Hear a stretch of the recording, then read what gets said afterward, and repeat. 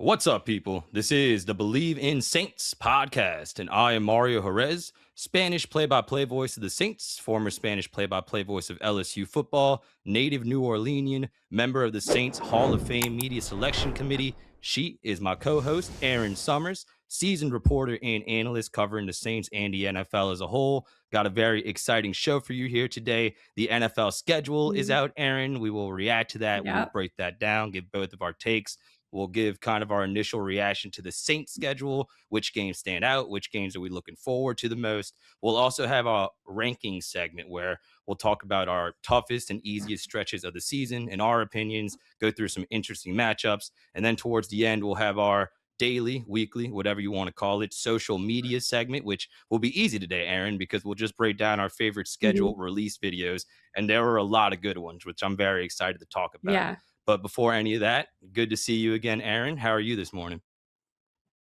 I am doing great. I'm glad that we finally have the dates, the bye week set. We know what the plan has to be around that trip to Paris. And I think there are some really good things to highlight here. And I know because the way that things ended last year for the Saints, they nicely have the second easiest schedule going into this season. So hopefully that helps them as well be more successful than they were last year in Kellen Moore's first year. Yes, and I feel like the schedule makers were a little nicer to us than they normally are. We'll talk about that when we talk about the schedule as a whole. Yep. But the Saints will open the season at the Detroit Lions. Exactly. They'll actually open the season on the road for the first 2 weeks at the Lions and at the Ravens. They'll conclude with 5 games, Aaron, 4 of them against NFC South opponents, concluding with the Tampa Bay Buccaneers at home to wrap up Mhm. the regular season in Week 18. What were your initial thoughts when you first saw the Saints schedule come out last night? A couple things stood out. The fact that the Saints are on the road for the first 2 games.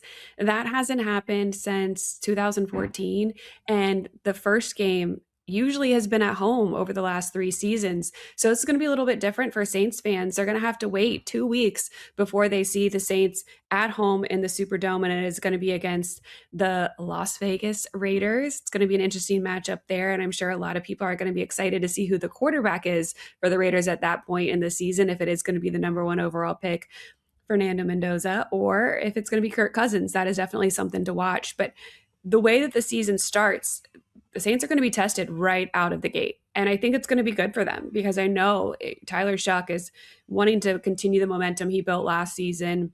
He's been in the building. He is building with the new players that are in as well. So we'll see how quickly they can get things going right out of the gate with some two tough opponents to start. Yeah, those two are a doozy, especially both of them being on the road. But looking at the schedule as a whole, Aaron, we always do the thing, or fans do, I should say, where they talk about which games are easy, which games are hard. Is Mhm. this a quote unquote easy or hard schedule? I don't think it's either. Like when the 2023 schedule came out, the Saints were favored to win the division, and a lot of people thought, oh, this is a very doable schedule. I don't feel that Mhm. way, but at the same time, I don't think like it's really daunting if the Saints take care of business against the teams that they're favored against by our friends at FanDuel, shout out to FanDuel, then they're probably going to have a pretty good season, a pretty satisfactory season for most Saints fans. And another thing that really jumped out at me from the start is that Week 4 game against the Falcons, which is going to be on Monday Night Football now.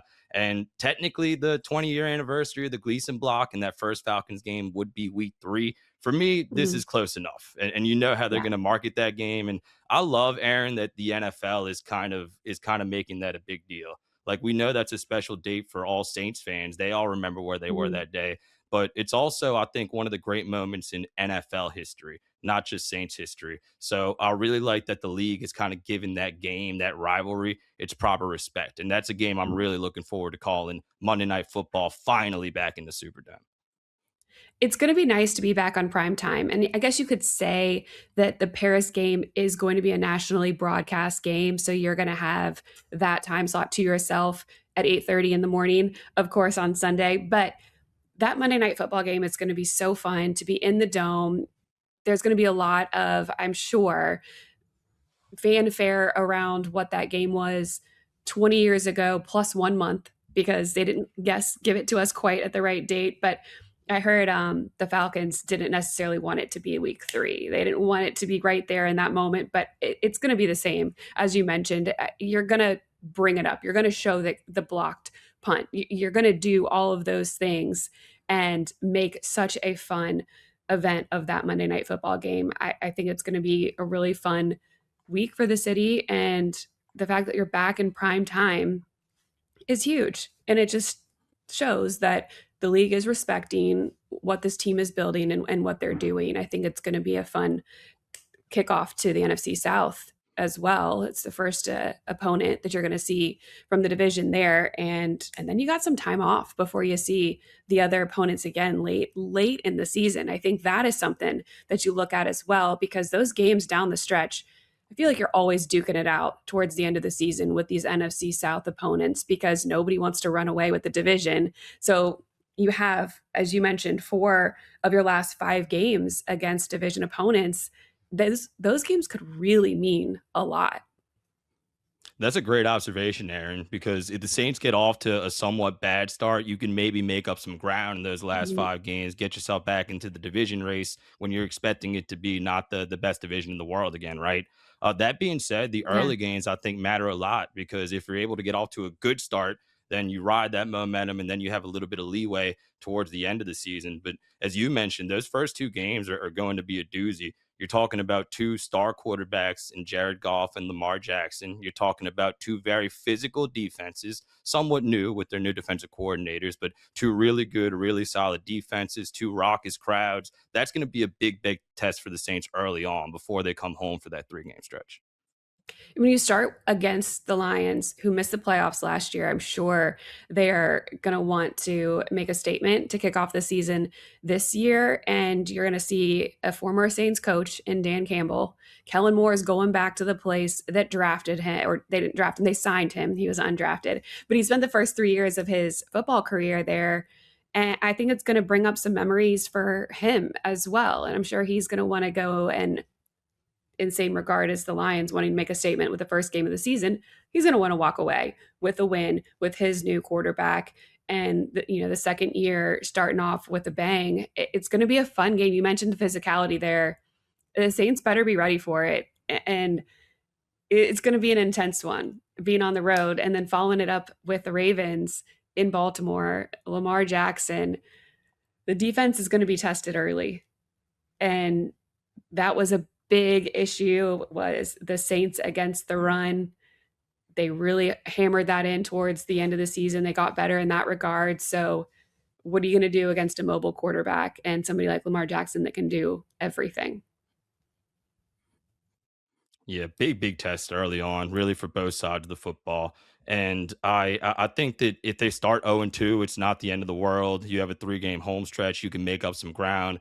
But Aaron, if they're able to Mhm. win one of those first 2 games or even start 2-0, the Superdome will be rocking for that 3 game stretch that follows. That being said, when we're talking about the schedule as a whole, is there anything that really surprised you? For me, I said it in the intro kind of jokingly, but kind of not. I'm happy that the schedule makers were kind of nice to the Saints this year, Mhm. not just giving us that primetime game, especially at home against Atlanta on the anniversary of the Steve Gleason block, but also giving them the bye week after the international game. This is the 4th time that the Saints have played in one of these games, and in 2 of them, they did not have a bye week following, including in 2022. That didn't really go really well in the grand course of that Mhm. season. But they are going to have a bye week after that game in France, which is huge. So I think the schedule makers being a little nicer than they normally are to the Saints surprised me just a little bit. What about you in terms A of couple things, surprises?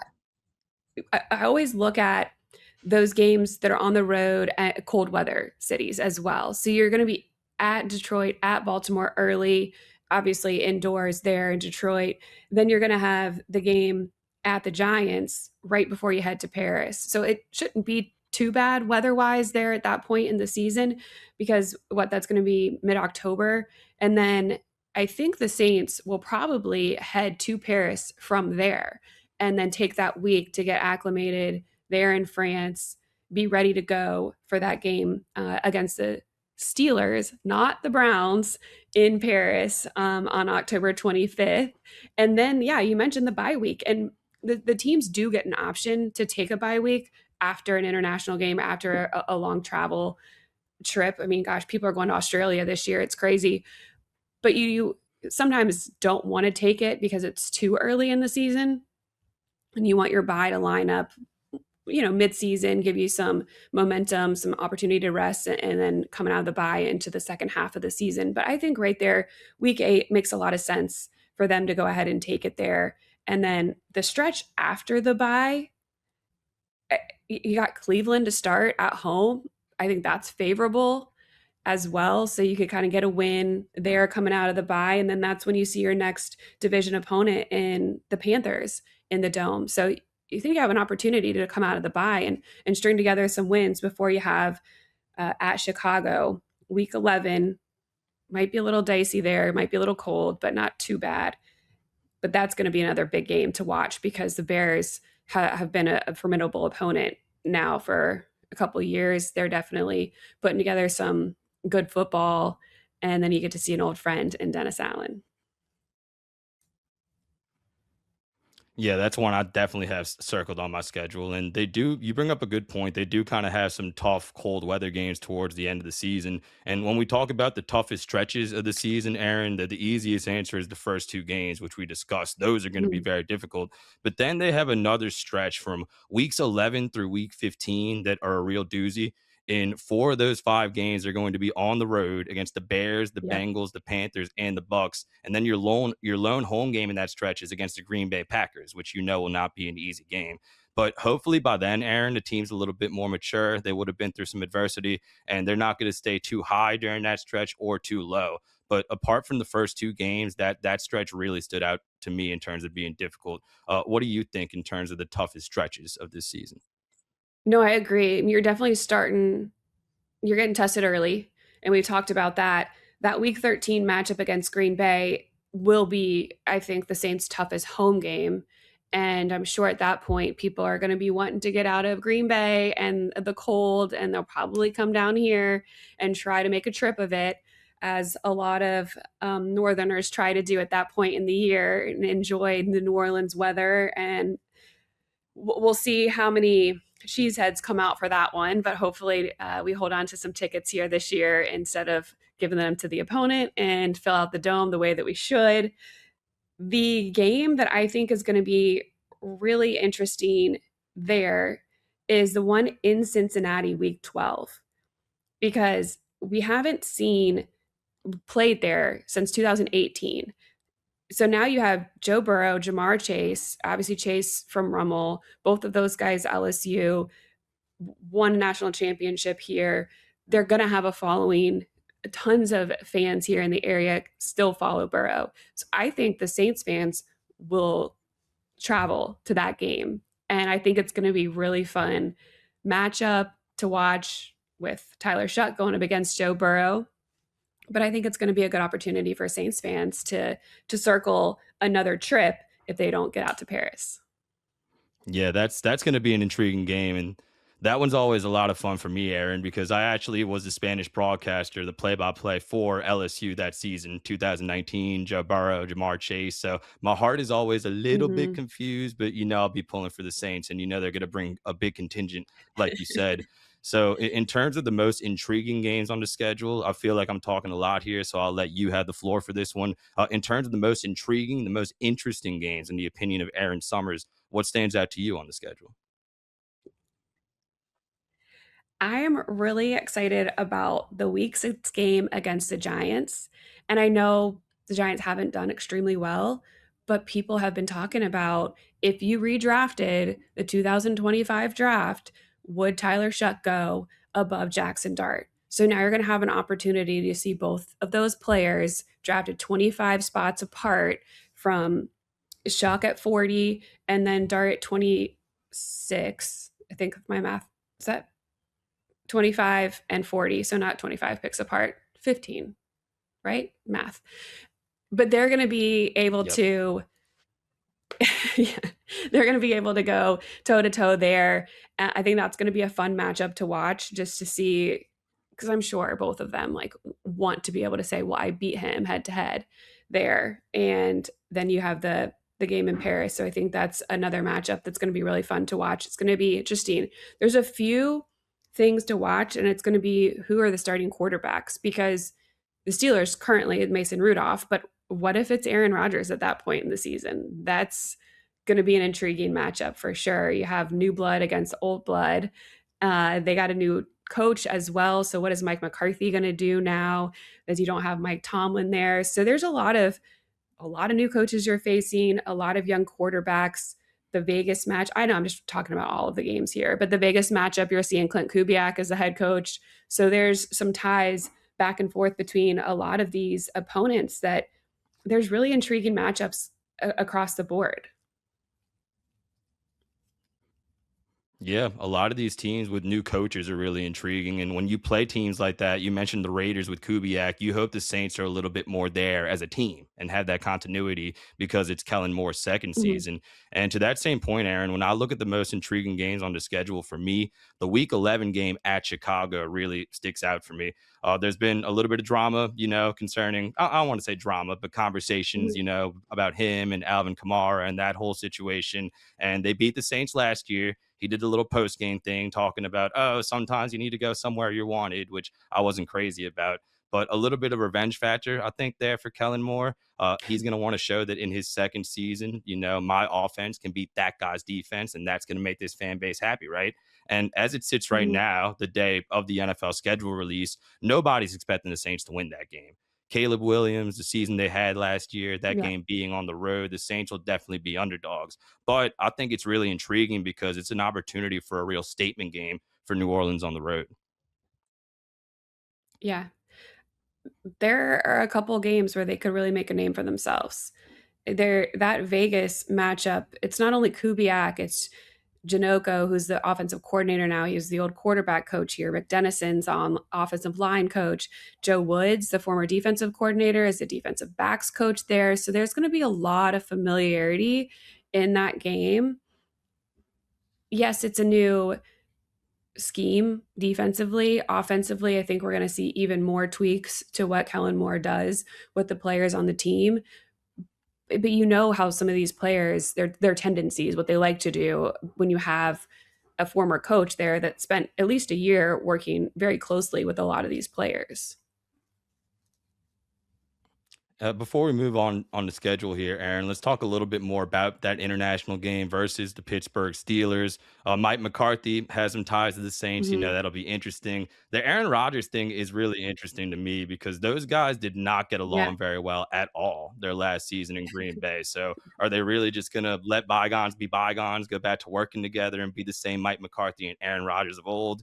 I don't know. It could be also the last time the Saints are facing Aaron Rodgers, the last time I broadcast a game with Aaron Rodgers in it, which would be interesting. And there are Mhm. just so many storylines around that game. So that's one I'm really looking forward to. And like we talked about, with the bye being after that, with that being kind of in the middle of the season, it could be a really good opportunity for the Saints, not just to get a quality win, but to kind of bond as a team. So we had to mention that when talking about this schedule.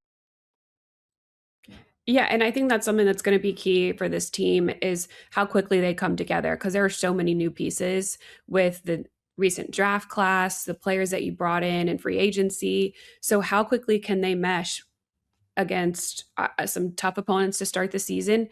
And then even if it's a little rocky to start, going there to Paris, spending a week together there is an opportunity for the team to really come back together if they need to really bond, to really get ready for post bye and that big second stretch of the season. And hopefully it's not 0-2 start, but if so, I think there's the way the schedule is set up, there is opportunity for them to be able to bounce back pretty easily.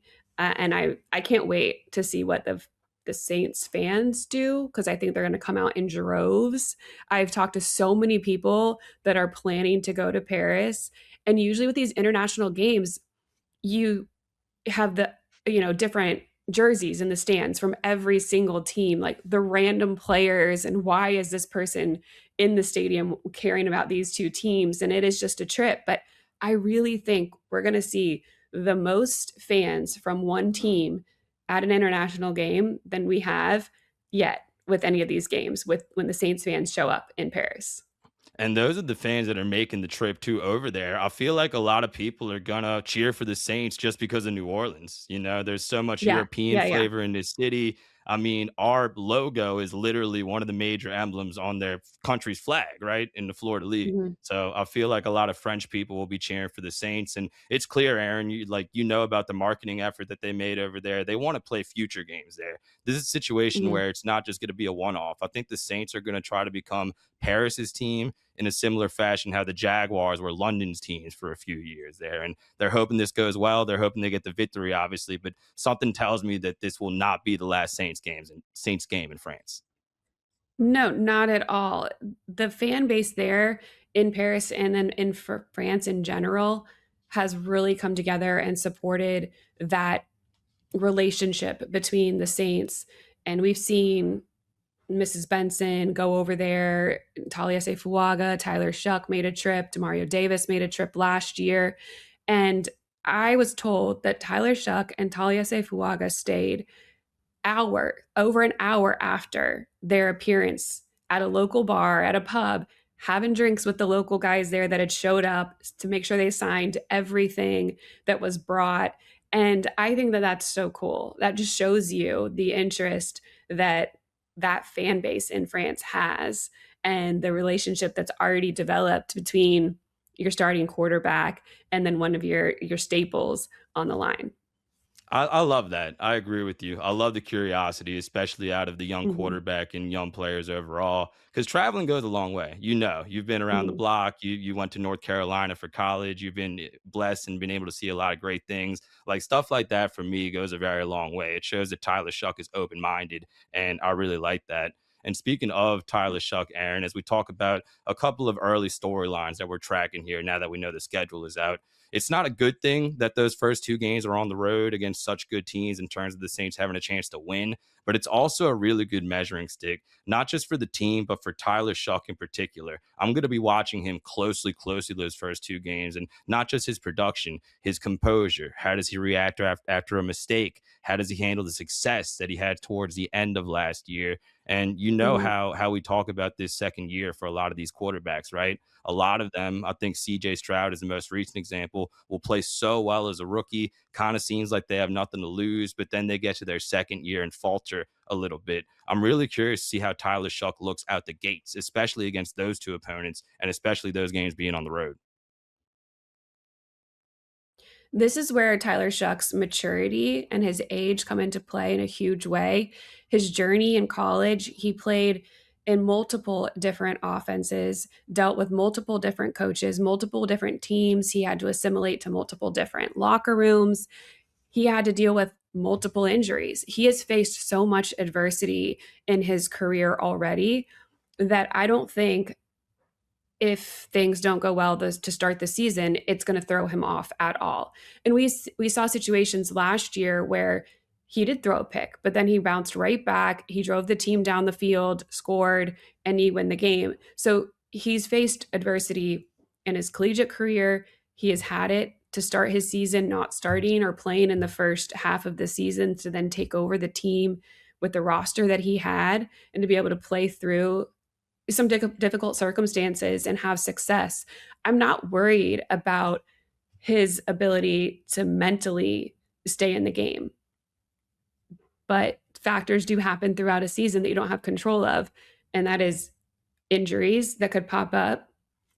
What happens with the opponent who's playing against you, how much they've figured out your game, because that's what happens usually with the quarterback in their second year is now there's tape on you and now they know what to look for, what to expect from Tyler Shuck. Okay, Tyler, he can use his legs and he will. He's not afraid to. So will they be a little more prepared for that in year 2? And so what kind of wrinkles are you going to have to throw in within a game now that other teams are going to be a little more prepared out of the gate for what you're going to be bringing. No, that's a great observation, Aaron, and I love that it's in lockstep with Kellen Moore too. It's Tyler Shuck's second year, and it's Kellen Mhm. Moore's second year as an NFL head coach. It's not like he's a new coach coming in trying to alter his game. Like those guys are going one as the other goes, right? So I think that's a really positive thing. And when we talk about any bowl predictions for the schedule, I know that's on our rundown here. Do you have any bowl predictions, whether it be positive or Mhm. negative for the New Orleans Saints this year?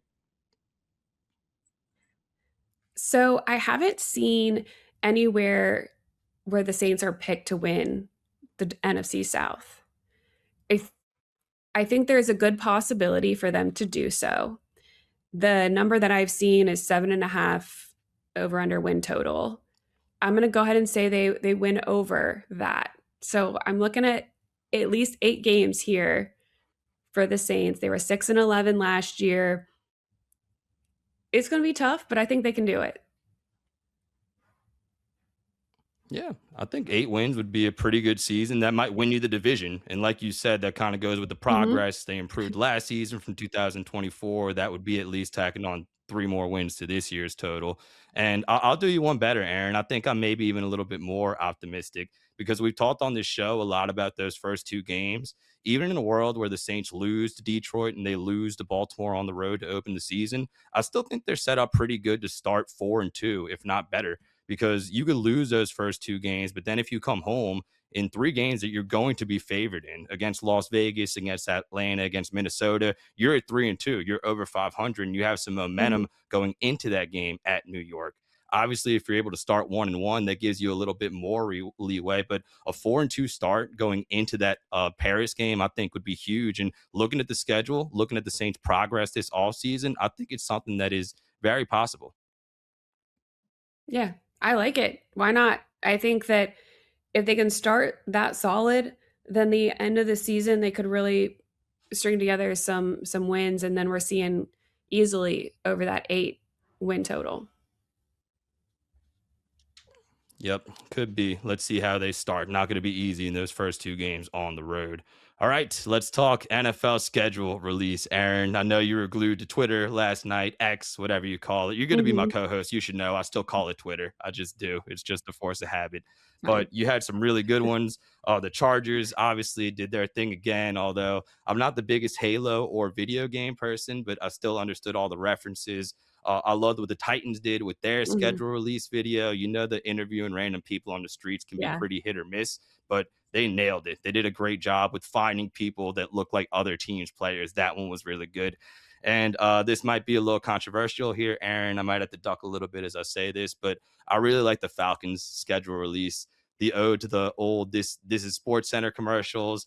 Matt Ryan seems like a pretty charismatic person now, being an Hmm. executive versus being a quarterback, but those were some of my favorites. What did you think of the social media activities last night? Yeah, I think there were some really good ones in terms of the acting that we saw. Matt Ryan being one of them, the players that were in that Falcons video, they were great.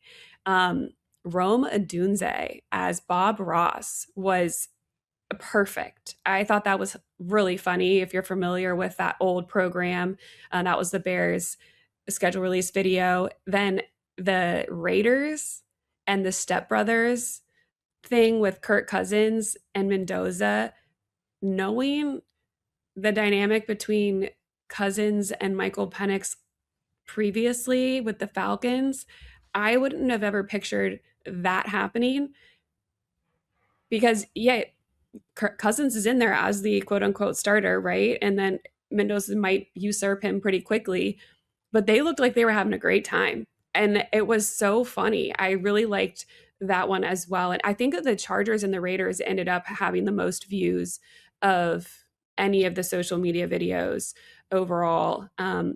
The Panthers Bomb Squad one, like, was a little weird for me. The Baywatch for Tampa Bay, just I get it. It was funny Total miss. in theory, but the execution was like not great. So yeah, I like the Saints because they did a tribute to your local legends here, but I don't think it would hit nationally per se. Yeah, we're in agreement on that one. And not even just nationally, but domestically with a lot of the younger people that did not grow up with the legend who is Margaret, or they might not Mhm. really get that. But I don't really care, Mhm. honestly. I still enjoyed it. And I like that the effort that they put into some of these things. But at the same time, I really respect a team like Mhm. Detroit, who just made like a 30-second video and had Dan Campbell listening to all the Yeah. haters on the radio in the hallway and just posting the schedule, like all business kind of thing. that was kind of cool too. And then a honorable mention for me would be the Colts because they were self-deprecating. They made fun of themselves a little bit. Mhm. You're going to learn doing a show with me that that's something that I enjoy doing. If you can't laugh Yeah. at yourself, you probably don't have a very good sense of humor, right? So I like the fact that they took a little dig at their schedule release last year, which didn't go very well. They mentioned a big losing streak that they have against the Mhm. Jaguars, which a lot of their fans are very PO'd at. Like that shows that they care about their fans. They're not going to just, disregard their feelings and emotions. So I enjoyed the Colts schedule release video as well. Absolutely. And I don't really understand why we needed to see Trevor Lawrence get his hair cut. So I with the just I don't know. I guess it's shocking because of his locks, but Yeah, exactly. And just before we wrap up here, Aaron, just I did have a couple more notes on the Saints schedule that I wanted to mention. We talked a lot about that primetime game against mhm, Atlanta. The Saints are just one of 7 teams to have one or fewer primetime games on their schedule this season. We also talked about the schedule not really being daunting or easy, but in terms of team success last year, the Saints are not playing very many good teams. They're playing just 4 teams that made the playoffs mhm, last season. That would be the Panthers, the Bears, the Packers, and the Steelers, and just 2 other teams that had a winning record from last year, the Lions and the Vikings. And this will be the first time, Aaron, that the Saints open the season away from the Superdome with back-to-back true road games for the first time in 12 years. So just a couple of interesting nuggets as we yeah. wrap up our conversation on the schedule here. Yeah. The schedule is here. You can start planning your trips, figuring out where you need to be when, so you can make sure you take in all of the games, whether it is in the dome or on the road or on your couch.